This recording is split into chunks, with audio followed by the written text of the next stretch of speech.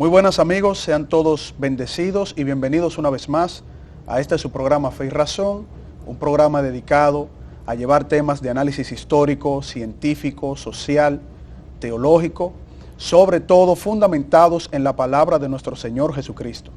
Hoy tenemos un invitado muy especial, quien va a estar compartiendo con nosotros sus experiencias en la apologética, la defensa de la palabra de Dios en toda Latinoamérica y también en gran parte de Estados Unidos, y es el hermano Jorge Gil, quien está como invitado al segundo Congreso Internacional de Apologética en la República Dominicana.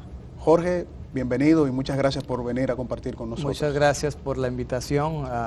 Vengo bajándome del avión, ¿no? Y pasamos a cargar las baterías y es un honor estar acá, es un honor estar en tu bello país de regreso. Este es el segundo congreso.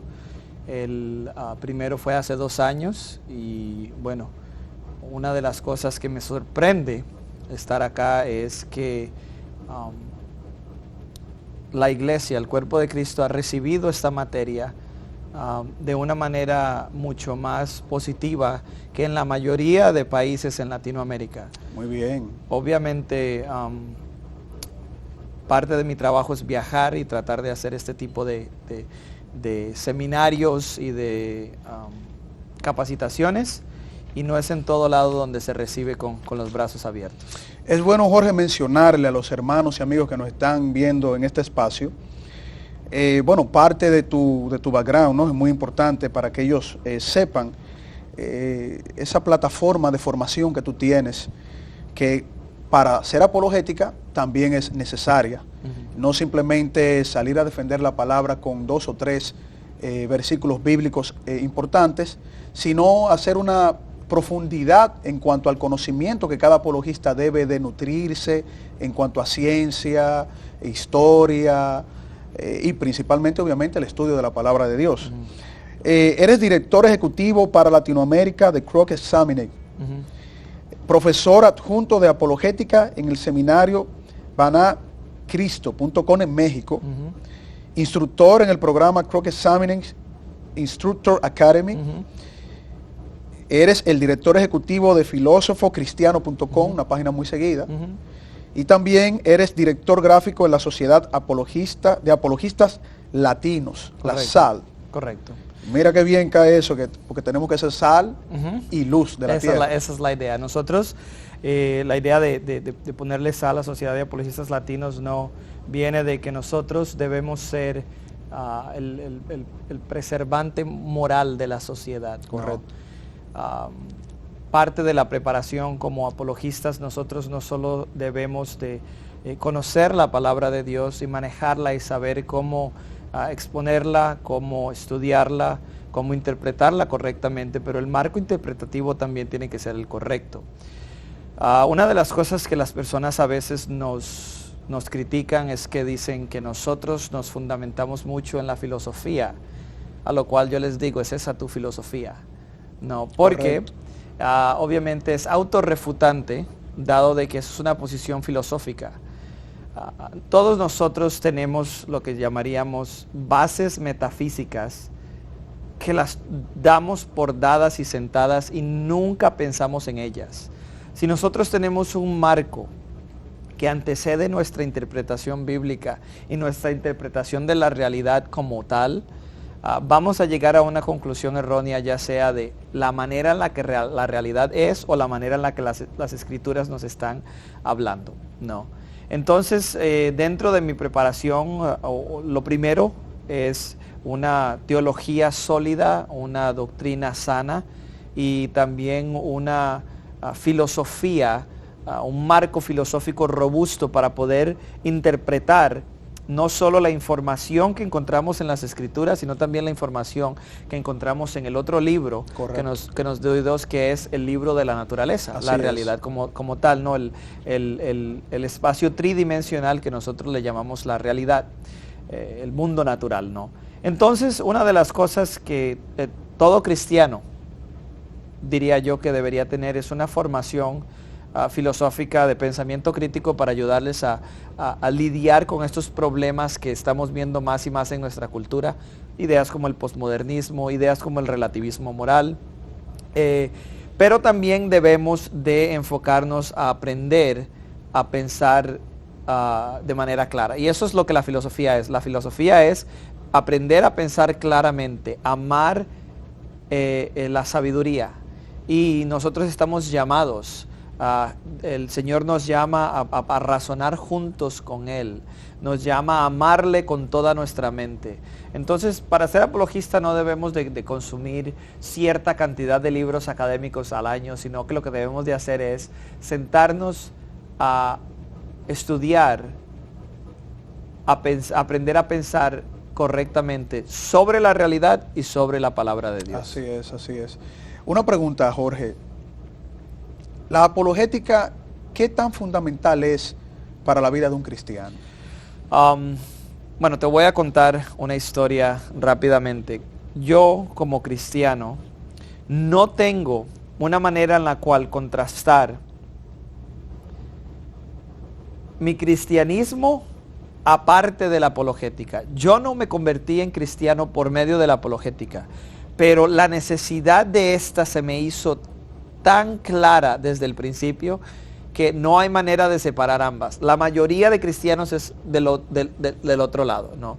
La mayoría de cristianos llegan a la apologética porque tuvieron una crisis de fe o porque han tenido tal vez algún familiar que ha abandonado la fe y ha apostatado, o que se encuentran objeciones en las redes sociales, correcto, en la internet, y no saben cómo responderlas. Entonces, para mí, la apologética es fundamental, no porque yo haya hecho uso de esta desde el principio, sino porque la gran cantidad de ejemplos y de testimonios con los que lidio yo diariamente, de padres que nos contactan, se comunican con nosotros y nos dicen: mi hija ya no cree en Dios, mi hijo ya no cree en Dios. Correcto.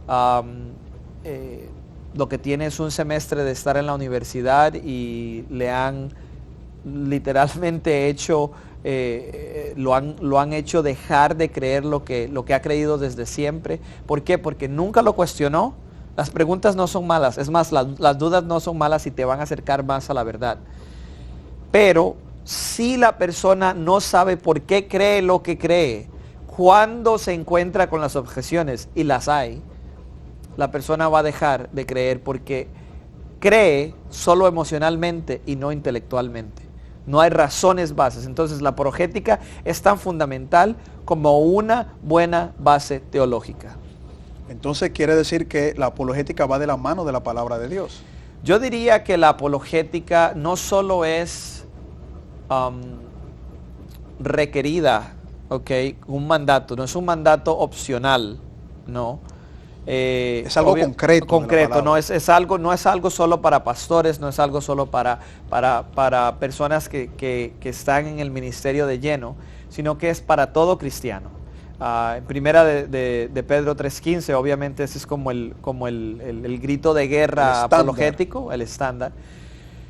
Pero es un mandato para todos nosotros. Y la idea es, no todos debemos de ser apologistas de carrera, pero todos debemos de tener una base suficiente para saber cómo responder a los desafíos culturales, teológicos, científicos, y darnos cuenta que si nosotros sabemos por qué creemos lo que creemos, tenemos un fundamento firme para, aunque nos tiren buenas objeciones, nosotros sabemos que al final del día, la realidad, el mundo y la palabra, todas están hechas por la misma persona, y esta persona es Dios. Así es. ¿No? Entonces, la apologética, yo diría que es algo que todos los cristianos deberíamos saber a diferentes niveles. No todos vamos a saber los argumentos filosóficos a favor de la existencia de Dios, no todos vamos a saber la información arqueológica, no todos vamos a saber la información histórica y vamos a poder citarla de memoria, pero si nosotros podemos por lo menos dar unas bases fundamentales, y si no sabemos algo, decir: oye, tú sabes que es buena la objeción que me diste, ¿por qué no vamos y estudiamos juntos? Porque si tú sabes por qué crees lo que crees, no importa qué desafío tengan o te traigan, vas a poder responder de una manera satisfactoria. Acordémonos que a veces no hay respuestas completas para ciertos misterios que existen, pero eso no quiere decir que no existen respuestas razonables y satisfactorias. Que el otro lado, el cientificismo, el naturalismo metodológico o el materialismo ateísta, ¿no?, que ni siquiera tiene una capacidad de responder en principio, y Así nosotros es. sí. Jorge, ¿tú consideras entonces que la palabra de Dios ya apuntaba a todo ese ataque que iba a recibir en cuanto a establecer la defensa, como muy bien tú indicaste, de que el apóstol Pedro decía que teníamos que estar preparados para presentar defensa con mansedumbre y reverencia, obviamente? Eso es una de las cosas que la palabra nos pide, que tengamos respeto hacia aquellos que nos adversan, pero que la estructura académica que se fue construyendo, materialista, iba a presentar todas las objeciones a la palabra de Dios, porque eso es lo que vemos, una estructura académica que va adoctrinando a nuestros hijos, incluso en familias cristianas de mucha fuerza y con mucho criterio en cuanto a la palabra de Dios, pero sus hijos se ven, porque me ha tocado esos casos de escucharlos, se ven con esas profundas contradicciones o dudas que se le presentan obviamente desde el mundo académico. Bueno, para darte un pequeño, diría yo, resumen histórico, obviamente Pedro, y yo estoy seguro que tú sabes, estaba hablando en el contexto de la persecución, ¿no? Correcto, en ese momento. En ese momento. Entonces, para él eso era, obviamente, para ellos, a todos los que estaban escuchando estas palabras de Pedro, estaban leyendo la carta. Acordémonos que estas cartas eran leídas en voz alta, alrededor de la congregación, ¿no?, de los creyentes, de los seguidores del camino. Para ellos era una cosa de vida o muerte. La apologética no es algo nuevo, es algo que desde los padres de la iglesia o la iglesia primitiva se hacía. Así es. No, obviamente Pablo, el apóstol, fue un gran apologista. Correcto. Jesús fue uno de las personas que utilizó las preguntas para refutar ciertas posiciones de una manera magistral, obviamente. Pero nosotros hoy en día vemos un ataque sistematizado, vemos un ataque desde la alta academia que está tratando de destruir el marco de valores judio-cristianos en el occidente, porque representa ciertas limitaciones morales, y el marco cristiano también trae responsabilidad moral que una creencia o un marco ateísta no posee. Así es. El ataque sistemático por profesores, por autores, por figuras públicas, no es algo al azar, es algo que si nosotros podemos redefinir, diría yo, desde la perspectiva de aquellos que están haciendo esto de manera sistemática, si ellos quieren redefinir la sociedad como tal, tienen que comenzar por ahí. Otra de las cosas también es que después del 11 de septiembre del 2001 hubo un regreso, diría yo, violento a lo que llamamos hoy el nuevo ateísmo. Correcto. O el ateísmo militante, dado de que fue un grupo religioso, fueron los musulmanes en nombre de Alá que hicieron el ataque terrorista de las Torres Gemelas, ¿no? Entonces de ahí se da resurge, ¿no? Hay una resurgencia de este movimiento, y ya aquellos que habían sido indoctrinados en estas ideas están a cargo de las universidades, y para ellos es remunerante hacer que los jóvenes pierdan su fe, porque saben que el cristianismo de tipo popular es un cristianismo emocional, no es un cristianismo intelectual. Así es. Jorge, cuando volvamos de esta primera pausa, yo quisiera entonces ponerte pruebas de fuego aquí en el programa. Okay. Voy a hacer como el papel de un ateo, porque he recibido muchos argumentos, principalmente de los ateos de República Dominicana, para que entonces hagamos una dinámica de cómo vamos a ir desmontando de manera razonable las objeciones de los ateos de República Dominicana, que tengo muchos amigos ateos, científicos de muy alto nivel, y son personas muy respetuosas también, pero también me he topado con esos ateos que son bien radicales. Entonces vamos a ver cómo nos sale esta dinámica. Okay. Cuando volvamos en su espacio Fe y Razón, volvemos con este interesante tema. Hola hermanos y amigos, este es su programa Fe y Razón, un programa dedicado al análisis de temas históricos, científicos, filosóficos, teológicos, pero sobre todo fundamentados en la palabra de nuestro Señor Jesucristo. Pueden suscribirse en nuestro canal Fe y Razón 34 en YouTube, nuestro canal de YouTube Fe y Razón 34, darle a la campanita de notificaciones y así recibir todos los programas que hemos realizado para todos ustedes y que formen parte de la familia de Fe y Razón. También pueden contactarnos en Facebook en nuestra página Ciencia y Teología, nuestra página de Facebook Ciencia y Teología, y también contactarnos por WhatsApp al teléfono 829-602-7739. El teléfono 829-602-7739.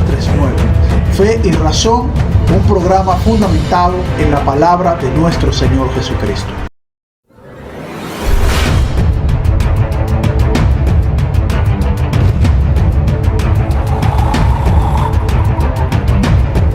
Bien, y continuamos en su espacio Fe y Razón, compartiendo con el hermano y amigo Jorge Gil, apologista muy conocido en Latinoamérica.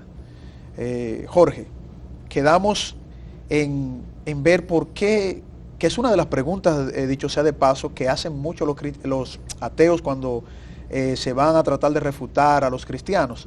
Muy bien, tú tienes buenos argumentos, pero ¿por qué tiene que ser el Dios de la Biblia? ¿Por qué, bueno, Jorge?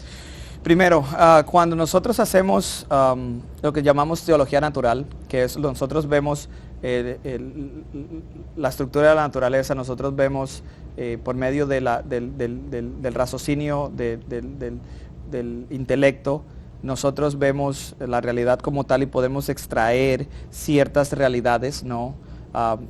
Como lo que hicimos con el argumento cosmológico. Tenemos el argumento cosmológico, el argumento teleológico sería el argumento en base al diseño, y el argumento moral en base a los deberes y los deberes y los valores morales, ¿no? Y la objetividad de estos, podemos concluir que un Dios teísta existe, y dentro de este Dios teísta el resto de los dioses, como decir los dioses hindúes del panteísmo, quedan descalificados. El ateísmo queda descalificado, el panenteísmo queda descalificado, pero todavía tenemos que lidiar con el Dios del Islam, Alá, con el Dios de los judíos, o con la religión judía, o la visión deísta de Einstein en un momento. Bueno, el deísmo queda refutado también, y te lo digo porque el deísmo no es un Dios personal creador como el Dios teísta. Correcto, que los argumentos filosóficos nos dan, ¿no? Ahora, tendríamos que lidiar con la versión incompleta de Dios del judaísmo, que niega el Mesías, Jesús de Nazaret. Correcto. Pero entonces tendríamos que lidiar con Islam, cristianismo y con el judaísmo. Obviamente cuando nosotros comenzamos a estudiar el Corán nos damos cuenta que hay muchas inconsistencias, no solo en los atributos de Alá, sino también dentro del mismo texto coránico. También vemos demasiadas inconsistencias dentro de los escritos de la vida de Mahoma, que son los hadiths, y también vemos problemas arqueológicos y problemas históricos con estas escrituras. Entonces no son fidedignas. Ahora, en cuanto a los atributos de Alá, también hay atributos contradictorios, lo cual descalifica a Alá como este ser teísta, este Dios que es máximamente grandioso. La versión de Dios de los judíos también queda descalificada con el hecho de que la evidencia a favor de Jesús de Nazaret como el Mesías esperado de los judíos es inevitable. nosotros podemos hacer un argumento histórico, podemos hacer un argumento arqueológico, podemos hacer un argumento en base a las profecías que se cumplieron en él. Podemos, obviamente, ningún historiador serio niega la existencia de Jesús de Nazaret. Correcto. Ok, entonces tenemos una cantidad increíble, la cantidad de manuscritos del Nuevo Testamento, tenemos más de 5.750 manuscritos en griego koiné del Nuevo Testamento, tenemos alrededor de 28.000 manuscritos en total en otros idiomas también que datan desde el segundo siglo en adelante. Entonces no solo tenemos evidencia de que fue escrito tempranamente, de que fue escrito por testigos oculares, de que esos testigos oculares estaban describiendo la verdad. Y si ellos estaban describiendo la verdad, y tenemos también testimonios múltiples, nosotros pensamos que el Nuevo Testamento es un solo documento, pero en realidad son 27 documentos independientes que los historiadores pueden utilizar. No solo tenemos ese tipo de evidencia, sino que también tenemos testimonio embarazoso, donde los historiadores utilizan este criterio para darse cuenta si un texto es verdadero, y nosotros vemos que dentro de los evangelios hay muchos detalles embarazosos de los protagonistas que fueron añadidos porque son verdad, porque no están embelleciendo estos escritos. También tenemos testimonio donde atroz, que es lo que le llamamos, o testimonio doloroso, donde ninguno de aquellos que dijeron haber visto el Cristo resucitado nunca negaron eso. Es más, tenemos testimonio de enemigo, donde los mismos judíos le pagan y le dicen a los soldados romanos que digan que se robaron el cuerpo. Correcto. Lo único que hubieran tenido que hacer los romanos y los judíos para detener esta locura del cristianismo era encontrar el cuerpo de Cristo. Correcto. Y no lo encontraron porque Cristo había resucitado de entre los muertos. Ni siquiera se atrevieron a hacer un fraude.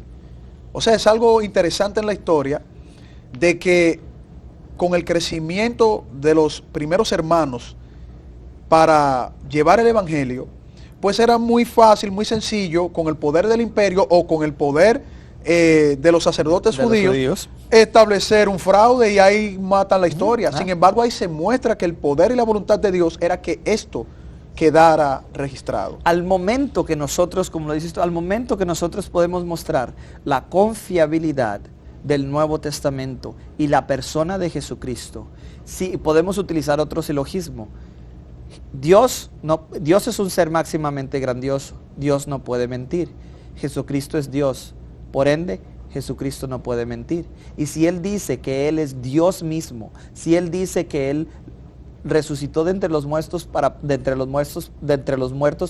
probar esto, y Él dice que Él iba a recordarles a sus apóstoles, a sus discípulos, todo lo que era necesario para que ellos escribieran una historia fiable del recuento de su vida, que es lo que vemos nosotros en el Evangelio de Marcos, de Mateo, de Lucas y de Juan, y en las cartas paulinas también, y el resto de las cartas de los otros apóstoles. Nosotros vemos la historia de los hechos verídicos de la vida, de la muerte y la resurrección de Jesucristo. Al momento que nosotros podemos probar esto, más allá de toda duda razonable, correcto, no estamos diciendo más allá de toda duda posible, estamos diciendo más allá de toda duda razonable. Si nosotros somos personas que razonamos y somos honestos y andamos en búsqueda de la verdad, debemos de llegar a la conclusión de que si Jesús es quien dice ser, entonces nosotros debemos de creerle a Él. Y si nosotros podemos mostrar que el Nuevo Testamento es un documento confiable, entonces no nos queda más que darnos cuenta que los atributos que nosotros pudimos extrapolar desde lo que llamamos los argumentos en base a teología natural y los atributos que nosotros vemos dentro de las Escrituras no solo son complementarios, sino que también se sobreponen unos a los otros, y nosotros decimos, este Dios teísta que nosotros podemos sacar de la teología natural es idéntico al Dios bíblico, más el Dios bíblico nos da más detalles. Porque Dios lo que quiere es que nosotros lo conozcamos a Él. ¿Para qué la Biblia fue escrita? Para que nosotros podamos tener el conocimiento para la salvación. Aunque la Biblia contiene verdades científicas, no es un libro de ciencia. Aunque la Biblia contiene verdades arqueológicas, históricas, no es un libro de arqueología y de historia. Es un libro para la salvación de cada uno de nosotros. A nosotros se nos olvida que nosotros debemos de leer este libro. Este libro fue escrito para nosotros, pero no fue escrito a nosotros. Nosotros tenemos 2000 años removidos del contexto cultural de este libro.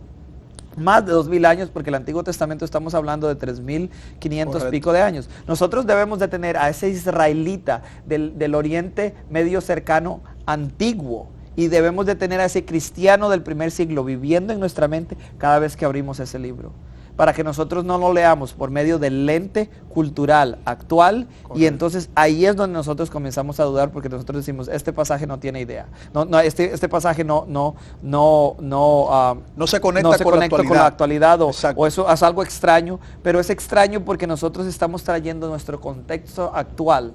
Pero cuando nosotros aprendemos a ver las escrituras por lo que son y comenzamos a utilizar las herramientas de la historia, de la arqueología, de la lógica. Es más, Jesús era el maestro de lógica número 1 por excelencia. Él utilizaba las reglas de la lógica como ninguna otra persona. Así es, como nadie en la historia. Como nadie en la historia. Y nosotros lo que nos damos cuenta es que, número 1, ningún historiador niega la veracidad de la existencia de Jesús. Y la mayoría de eruditos hoy en día saben que la cantidad, es más, no hay otro documento como el Nuevo Testamento que posea la cantidad de copias que posee el Nuevo Testamento tan cercanas a los hechos. Así es. Entonces, si nosotros podemos demostrar eso, por eso es que nosotros decimos que es el Dios de la Biblia. No es porque nosotros queremos que el cristianismo sea verdad y ya, no, porque nosotros vemos los argumentos de teología natural, los argumentos de teología bíblica, la confiabilidad del Nuevo Testamento, y vemos la coherencia que hay entre todo, y nosotros decimos la inferencia a la mejor explicación de toda esta información es: Jesús es Dios, y el Dios de la Biblia es el mismo Dios que creó, el mismo Dios que jaló el gatillo para que el universo hiciera bang. Así es, así es.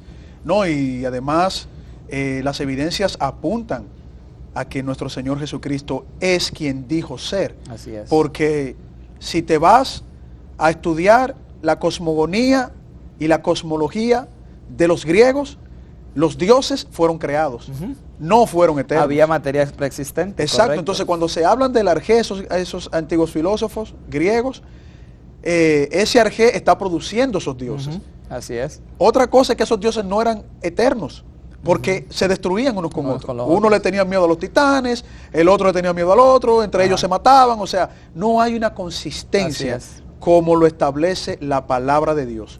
Y por otro lado también, cuando nosotros hablamos de nuestro Señor Jesucristo, uno tiene que irse a las inferencias más razonables. Así es. Y hacia dónde apuntan las evidencias. Número 1, sus seguidores dieron su vida y pusieron en peligro la de sus familiares por lo que ellos vieron que era verdad.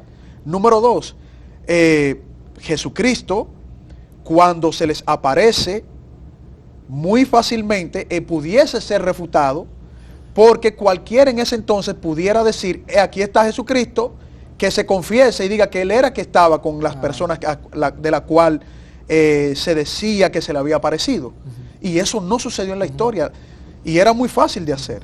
Y por otro lado también, todos los argumentos históricos que han tratado de poner para desacreditar la resurrección, ninguno ha sido consistente cuando dicen que se robaron el cuerpo. Oye, unos judíos pobrecitos tratando de enfrentarse con miedo, no, y que estaban corriendo, escondiéndose para enfrentarse a una legión de romanos o a un grupo de guardias muy bien preparados para matar, que esos guardias romanos y judíos estaban capacitados para enfrentarse a cualquier peligro en base a una orden, y que ellos fueron a robarse el cuerpo, o que Jesús se sanó él mismo ahí dentro de la tumba, abrió él quitó la piedra y salió como si nada. O sea, un montón de argumentos que uno ha visto a través de la historia que no se sostienen. Así es.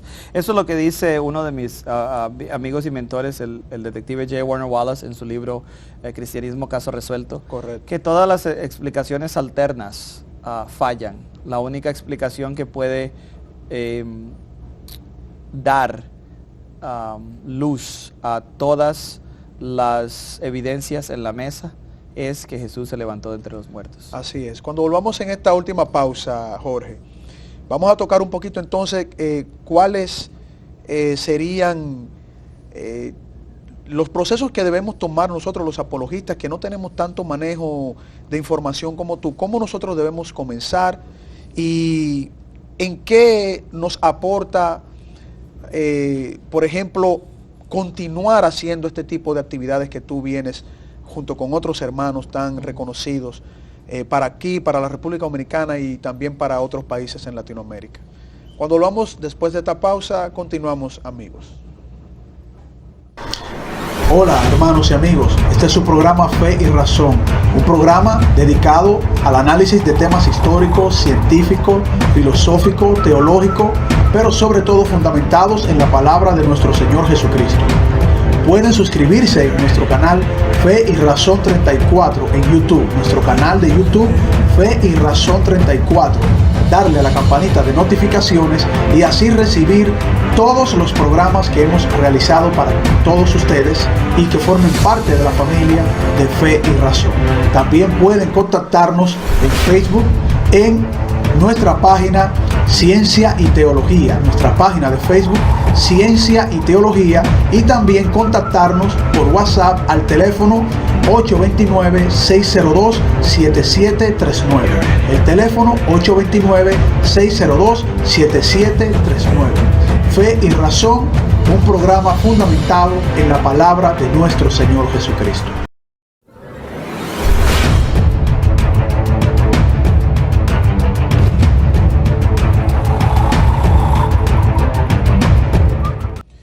Bien amigos, y continuamos en su espacio Fe y Razón, y hemos tenido hasta ahora una interesantísima conversación con nuestro hermano y amigo Jorge Gil. Bueno, yo diría que uno de mis profesores en las redes sociales, que yo he tenido que recurrir a sus argumentos cuando me veo apurado con algunos ateos, pero yo salgo muy rápido cuando recurro a los argumentos de nuestro hermano Jorge. Y te decía, Jorge, ¿qué debemos hacer nosotros los apologistas que estamos por la misericordia de nuestro Señor Jesucristo estableciendo la defensa de la fe y que no tenemos ese trayecto tan amplio como tú recorrido? ¿Cómo nosotros debemos ir formándonos? Yo te digo, número uno, libro fundamental que cualquier apologista o cualquier futuro apologista debe tener, es el libro Tácticas de Gregory Koukl, uno de mis amigos más cercanos, uno de mis mentores en todo lo que tiene que ver con transmisión en vivo, apologética en vivo, llamadas y este tipo de cosas. Greg Koukl se llama Tácticas, es publicado por Sonderban en español. Tenemos el privilegio de tenerlo en español. El otro libro se llama No basta mi fe para ser ateo, que originalmente No tengo suficiente fe para ser ateo, escrito por mi jefe y mi mentor, el doctor Frank Turek, Muy escrito bueno. por el doctor Turek y el doctor Geisler, quien murió el año pasado. Serían los dos libros fundamentales, y el que mencioné hace rato, que es el libro de Cristianismo Caso Resuelto. El libro de Tácticas les va a dar a todos aquellos apologistas la habilidad de maniobrar y de compartir sus convicciones cristianas sin tener ningún problema. No tienen que ser expertos en la apologética, solo tienen que saber cómo hacer preguntas directas e intencionales. El libro de No tengo suficiente fe para ser ateo te va a mostrar y a enseñar cómo hacer un caso desde cero a favor de la existencia de Dios, posibilidad de milagros, refutación de la evolución darwiniana, de la macroevolución, confiabilidad del Nuevo Testamento y la deidad de Cristo.